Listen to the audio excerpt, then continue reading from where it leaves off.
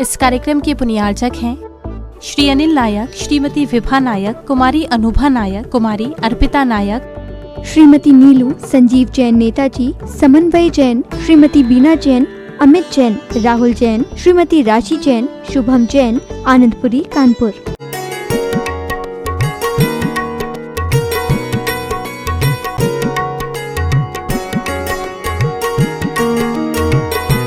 व्यायाम कर रहा था चक्रवर्ती। स्वर्गीय देवता जब आते हैं और देखते हैं, वाह वाह क्या रूप है। जो सौधर्म इंद्र ने कहा था उससे भी कई गुना सुंदर, वाह क्या रूप है। चक्रवर्ती सुनता है, बोले क्या कह रहे हो? बोले स्वर्ग लोक में आपकी चर्चा चली कि भरत क्षेत्र के मृत्यु लोक में यानी मध्य लोक में कौन है दुनिया में सबसे सुंदर आदमी, तो आपका नाम लिया गया। चक्रवर्ती कहता है, अच्छा सौदाम इंद्र ने मेरा नाम लिया है, मैं सुंदर हूं? अभी क्या देखा है, अभी तो ये अखाड़े की मिट्टी और पसीने से लथपथ हूं मैं, अभी 1-2 घंटे बाद देखना। और चक्रवर्ती ने अपना व्यायाम बंद किया, स्नान किया, चंदन के पाउडर को डाल करके स्नान कराया गया। अनेक अनेक सुगंधित इत्र तेलों से उसे सजाया गया, आभूषण पहनाए गए। और जब वह अपने राज दरबार में सिंहासन पर बैठा तब उन देवताओं ने देखा। देवता से पूछा कि अब कैसा लग रहा? देवताओं ने कहा कि राजन, जो व्यायामशाला में जो चीज थी वो अब नहीं है, ये आर्टिफिशियल है। तुम्हारे शरीर में कीड़े पड़ गए क्योंकि तुम्हें अहंकार आ गया है अपने रूप का, मद आ गया है तुम्हें अपने रूप का। चक्रवी कहता, तुम कैसे कह सकते हो कि मेरे शरीर में कीड़े पड़ गए? बोले एक पानी की थाली लाओ और आप थूकिए। और चक्रवर्ती ने थूका, कीड़े बिलबिलाने लगे, उस पानी में कीड़े बिलबिलाने लगे। चक्रवी कहता है, अरे ये क्या? ओहो, इन्हें ये काया भी हमारी नहीं है। और उसे वैराग्य हो गया, वैराग्य हो गया। जो इतना ममकार था शरीर के प्रति, अहंकार था, मगर जब परीक्षण हुआ तो शरीर में कीड़े पड़ने लगे, कोढ़ हो गया, शरीर से खून बहने लगा, मवाद बहने लगी, दशा खराब हो गई। चक्रवर्ती वैराग्य से भर गया और दीक्षा लेने के लिए जंगल में चला गया। दीक्षा ले ली, पूरा शरीर कोढ़ से ओतप्रोत है। अब जो शरीर के प्रति अहंकार था, शरीर के प्रति जो मोह भाव था, वो सारा का सारा समाप्त हो गया। और वह मुनि बनकर के ध्यान में बैठ गए। देवता चले गए। फिर स्वर्गों में फिर चर्चा चली कि अगर कोई निर्मोही साधु है तो वह पूज्य सनत कुमार महामुनिराज।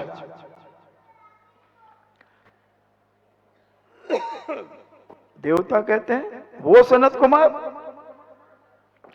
जिनको अपने शरीर के प्रति इतना अहंकार था कि मैं सबसे सुंदर हूं, दुनिया का सबसे सुंदर आदमी हूं, वो इतना निर्मोही हो सकता है क्या? असंभव, असंभव, असंभव।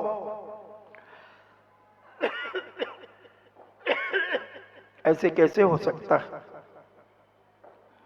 ऐसा भी हो सकता है कि इतना सुंदर आदमी बैराग को प्राप्त हो जाए? उसे कैसे बैराग हो सकता है जो अपने शरीर के प्रति इतना ममत्व रखता था, तेल फुलेल लगाता था, अनेक प्रकार से श्रृंगारित होता था, इतना रानियों का भोगी, 96,000 रानियों का मालिक, इतना धन वैभव संपन्न से युक्त सौदामिंद्र से निवेदन करते हैं देवता कि राजन सौदामिंद्र, आप अपने अवधि ज्ञान को फिर से लगाइए और अवधि ज्ञान से जानिए कि वही सनत कुमार चक्रवर्ती है या और कोई है। सौदामिंद्र एक मंद मुस्कान के साथ कहते हैं, देवताओं, वही चक्रवर्ती हैं सनत कुमार। तो उन्हें अपने शरीर से मोह नहीं। और वो जाते हैं, देखते हैं कि घनघोर जंगल में हाथ के ऊपर हाथ रख करके नग्न दिगंबर मुद्रा को धारण किए हुए, केस बालों पर नहीं है, सिर का मुंडन जैसे लग रहा है और ध्यान में तल्लीन है। दोनों वैद्य देखते हैं, दोनों देवता देखते हैं कि शरीर से खून बह रहा है, मवाद बह रही है, गल रहा है शरीर, और ये ध्यान में बैठे हैं। शरीर के प्रति कोई ममत्व नहीं, कोई अहंकार नहीं, रूप का कोई अहंकार नहीं, शरीर का कोई अहंकार नहीं। फौरन दोनों देवता वैद्य का रूप धारण कर लेते हैं और मुनिराज के आसपास वैद्य बनकर के घूमने लगते हैं और कहते हैं, किसी को कुष्ठ रोग हो, किसी को किसी भी प्रकार की कोई बीमारी हो, उसका इलाज हमारे पास है। कई बार कहते हैं इधर से उधर घूमते हैं, मुनिराज का ध्यान विचलित होता है। ध्यान से थोड़ा सा विचलित होते हैं और आंख खोलते हैं कि दो जवान युवा हाथों में 2 पेटियां लिए हुए हैं और दवाइयां बेचने का कार्य कर रहे हैं। पूज्यवर कहते हैं, वैद्य जी, इस घनघोर जंगल में आपकी दवाइयां कौन खरीदेगा? आप शहरों में जाइए और वहां दवाइयां बेचिए, यहां आपकी दवाइयों को किसी की आवश्यकता नहीं है। महाराज, इस घनघोर जंगल में कोई नहीं है, बस हम 2 और आप हैं। क्यों ना हम इस कोड़ की दवाई आपको देते हैं और आप लगा लीजिए। पूज्य कहते हैं, भाई ये बीमारी शरीर की बीमारी है। अगर तुम वाकई में वैद्य हो तो मुझे एक ऐसी दवाई चाहिए जिससे सदा के लिए जन्म और मरण समाप्त हो जाए। क्या इस बीमारी की दवा तुम्हारे पास है? वैद्यों को तो दिन में तारे नजर आ गए और वो कहते हैं कि क्या इसकी भी कोई दवा होती है? जन्म मरण की भी कोई दवा होती है क्या? बोले, हाँ, ये बहुत बड़ा रोग है। अनादि काल से हम जन्म मरण करते चले आ रहे हैं और इस जन्म मरण के कारण हम इस संसार में भ्रमण कर रहे हैं। अगर तुम्हारी इस पेटी के अंदर इस बीमारी का निवारण करने की कोई दवा हो तो मैं उस दवा को चाहता हूं, और बाकी बीमारियों की दवा तो मेरे पास है। एक क्षण नहीं लगेगा और ये कोड़ खत्म हो जाएगा। एक क्षण नहीं लगेगा। तुम्हारी दवाइयां तो महीनों सालों लगाना पड़ेंगी। इसलिए वैद्य जी महाराज, जन्म मरण की दवाई हो तो दे दो, नहीं तो मैं जानता हूं इस बीमारी का इलाज तो एक चुटकी का काम है। और उन्होंने पिच्छी उठाई और अपने शरीर पर पिच्छी को घुमाया, सारा कोढ़ खत्म हो गया, सारा कोढ़ खत्म हो गया। देवता स्वर्ग के लिए चले गए, स्वर्ग चले गए और एक ही बात कहते हुए चले गए, वाह वाह, क्या वैराग्य था और क्या राग था। क्या राग था कि शरीर के प्रति इतना ममत्व भाव था, इतना ममत्व भाव, और उस अहंकार के कारण जो शरीर में कोढ़ हुआ तो ऐसे वैराग्य को प्राप्त हो गए। विचार करें कि हम जैन कुल में जन्म लेकर भी कहीं मिथ्यात्व के पोषण में तो नहीं लगे, कहीं हमारा जीवन मिथ्यात्व की ओर तो नहीं बढ़ रहा है। अपने आप को टटोलते रहना चाहिए, कहीं हम रागी देसी कुदेवों के प्रभाव में आकर के अपने सम्यक को मिटा तो नहीं रहे हैं। कहीं हम संसार के भयभीत होकर के लोभ के वशबोध, स्नेह के वशबोध, भय के वशबोध, किसी के प्रभाव के कारण कहीं हम मिथ्यात्व की ओर तो नहीं जा रहे हैं। सब कुछ टटोलने की बहुत बड़ी आवश्यकता है इस पंचम काल के अंदर, क्योंकि पंचम काल में व्यक्ति जन्म से ही मिथ्या दृष्टि होता है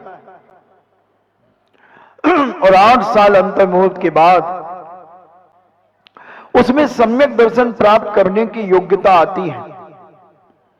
हम टटोले अपने आप को कि हम सम्यक दृष्टि हैं कि नहीं, किसी के बहकावे में आकर के कहीं हम मिथ्यात्व की ओर तो नहीं चले जाते हैं। मन से चले जाएं, वाणी से चले जाएं, शरीर से चले जाएं, किसी को कारित से चले जाएं, अनुमोदना से चले जाएं, सारी चीजें हमें टटोलना पड़ेंगी बंधुओं, तब कहीं हमारा ये सम्यक दर्शन सुरक्षित बचेगा। मायाचारी, क्रोध, लोभ, अहंकार, ये सारे के सारे हमारे जीवन को मिटाने के लिए लगे हुए हैं चारों तरफ से। इनसे बचकर के बहुत बिरला आदमी है जो अपने आप को सुरक्षित करके रखता है। बड़े बड़े लोग इनकी चपेट में आ जाते हैं। और मैं तो कह रहा हूं, जितने लोग भी मेरी आवाज सुन रहे हैं और कल सुनेंगे, उन सबसे मेरा कहना है कि 12 वर्षीय कोर्स जरूर करें अपने जीवन में।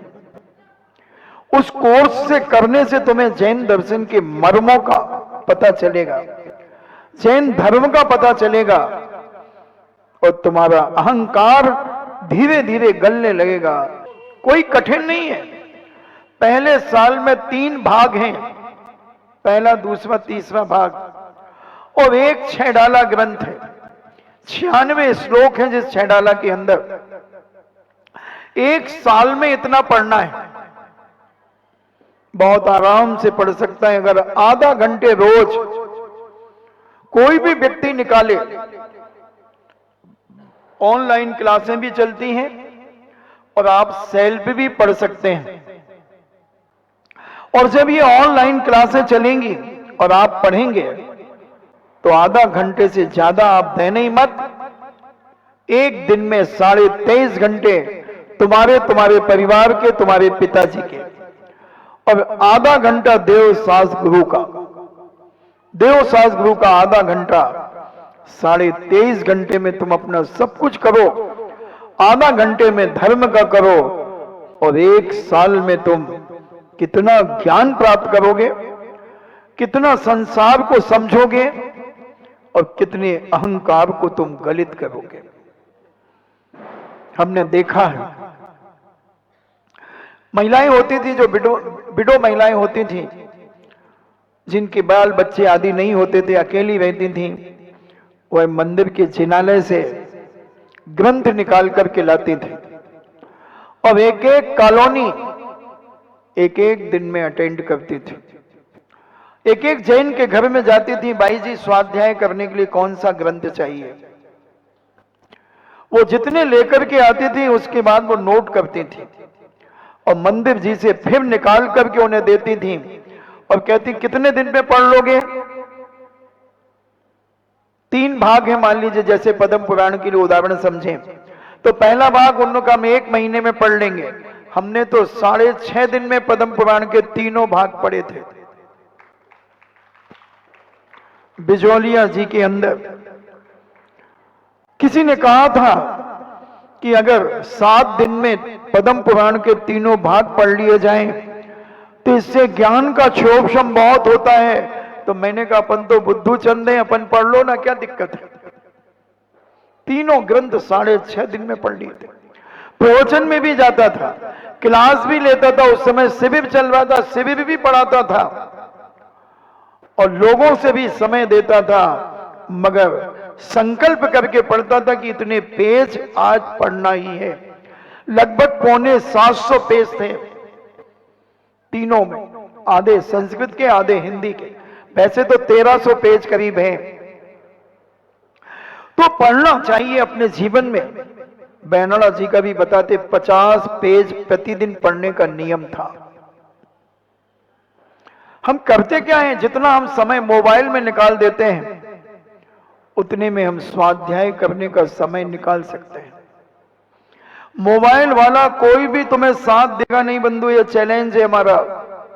तुम जितने लोगों से चैटिंग करते हो, कितना भी सगा बन जाए वो तुम्हारा, मगर जब तुम्हें परेशानी होगी तुम्हारे इर्द गिर्द रहने वाला ही तुम्हें साथ देगा। जब तक उसे पता चलेगा वो आएगा, जब तक तुम मर सकते हो। अपने इर्द गिर्द घूमने वालों के साथ, अपने परिवार के साथ सबसे पहले प्रेम वात्सल्य बना करके रखो। अपने आसपास रहने वालों से अपनी दोस्ती का हाथ बढ़ाओ, क्योंकि सबसे पहले अगर कोई मददगार होगा, मदद करने वाला होगा तो अड़ोस पड़ोस का व्यक्ति ही होगा। मोबाइल में कितने तुम्हारे बहुत खास मित्र होंगे, मगर जब तक उन्हें सूचना मिलेगी जब तक तुम्हारा क्या होगा।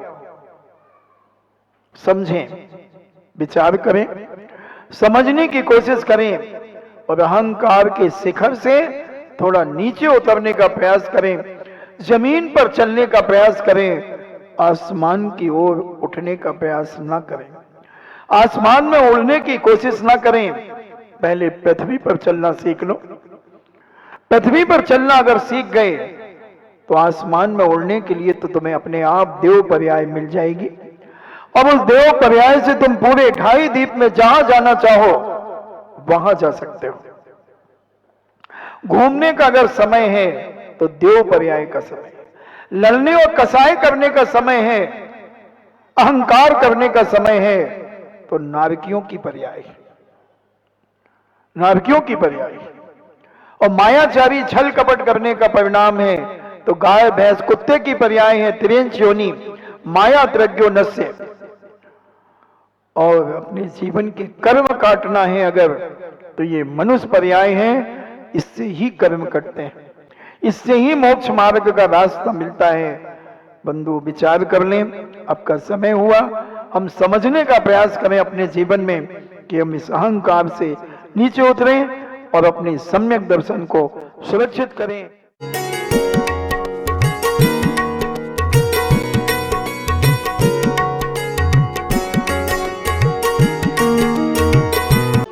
इस कार्यक्रम के पुनियाजक थे श्री अनिल नायक, श्रीमती विभा नायक, कुमारी अनुभा नायक, कुमारी अर्पिता नायक, श्रीमती नीलू, संजीव जैन नेताजी, समन्वय जैन, श्रीमती बीना जैन, अमित जैन, राहुल जैन, श्रीमती राशि जैन, शुभम जैन, आनंदपुरी, कानपुर।